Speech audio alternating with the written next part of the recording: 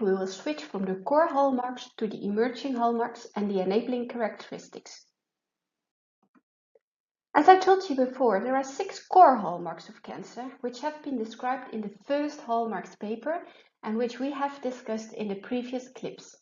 In 2011, Hannan and Weinberg added 4 hallmarks, which can be defined as the emerging hallmarks and the enabling characteristics. Let's first have a look at these definitions. The enabling characteristics are 2 characteristics of cancer cells, namely genome instability and tumor-promoting inflammation, that underlie all other hallmarks. These characteristics are not specific for cancer and can also be seen in other conditions. However, they facilitate or enable the other hallmarks. The enabling hallmarks, deregulation of cellular energetics and avoidance of the immune system, are potential core hallmarks, so common for most cancer cells. However, the scientific evidence for these hallmarks is still emerging and their role and mechanisms have not been fully understood yet. In this clip, we will briefly introduce these final categories within the hallmarks of cancer, and I will start with the enabling characteristics. Genome instability and mutations is one of the enabling characteristics. What is important to remember from this characteristic is the difference between the tumor suppressor genes and the oncogenes, as well as the driver versus the passenger mutations. Let's start with the difference between tumor suppressor genes and oncogenes. You might remember from the previous clips that the balance between cell growth and cell death is normally tightly regulated. Signals for proliferation stimulate growth, whereas stop signals inhibit growth.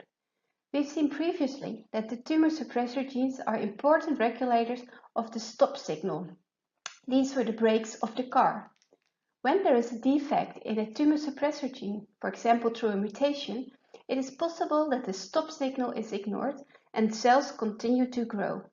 The other class of genes are the oncogenes.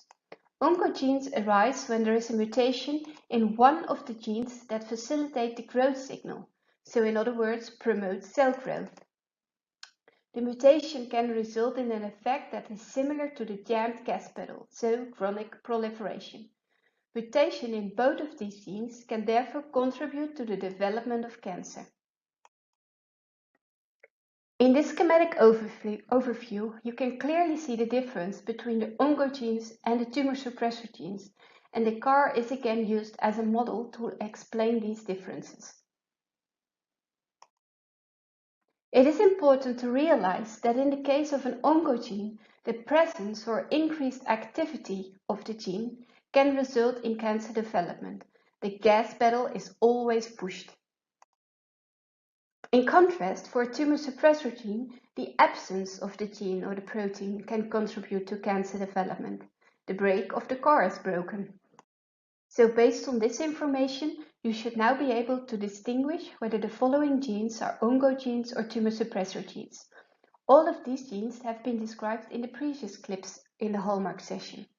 You may think now for a while whether you can find the solution. The answer to this question will be provided in the last slide of this clip. Now we move on from the oncogene versus the tumor suppressor gene to another concept. And this concept is called drivers versus passengers.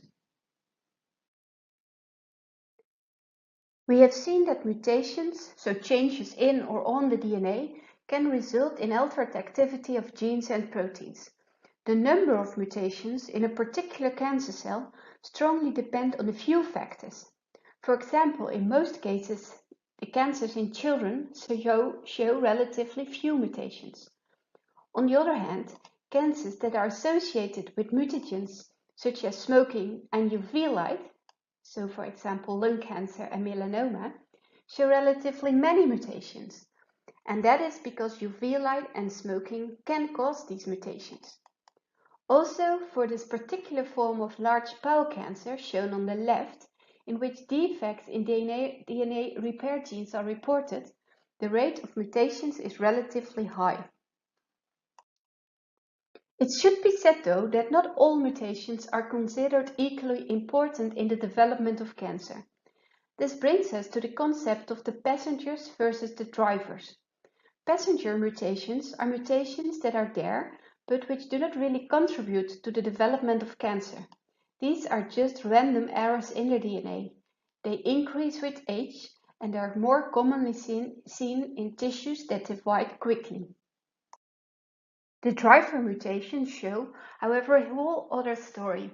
These mutations directly contribute to the development of cancer because they disturb the balance between cell growth and cell death. This important class of driver mutations have been described in 2013 in this paper in Science, and at that moment 138 of these driver mutations have been described. We will now switch to the other enabling characteristic, and that is tumor-promoting inflammation.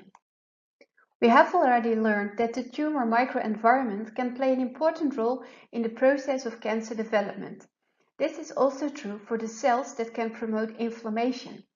Specific inflammatory cells can, for example, express the growth factors that we have discussed before, such as epidermal growth factor that can promote proliferation of the cancer cell. Another example is the expression of the vascular endothelial growth factor, VEGF, which is required for the formation of new blood vessels, angiogenesis. So the inflammatory cells can play an active role and help the cancer cell to grow and survive.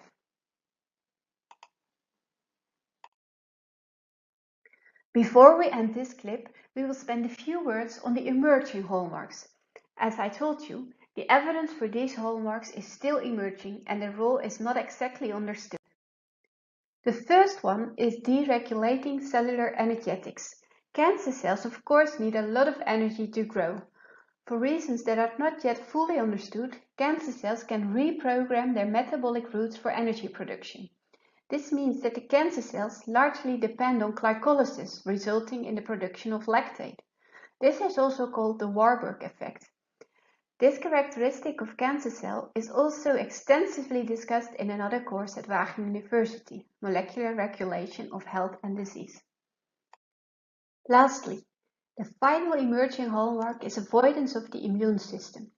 This is one of the hallmarks that forms the basis for the newer classes of cancer treatment, such as immunotherapy. For reasons that are not yet fully understood, cancer cells can escape the immune system. The immune system is normally able to recognize and remove cells that show abnormal behavior, which is of course the case for cancer cells.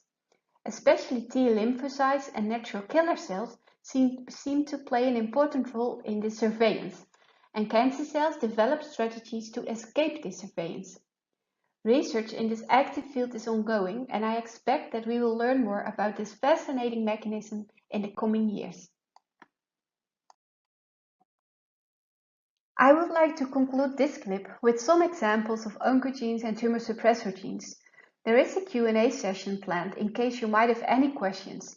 In the next clip, we will wrap up the hallmarks of cancer session and introduce some nutrition in this field of cancer biology.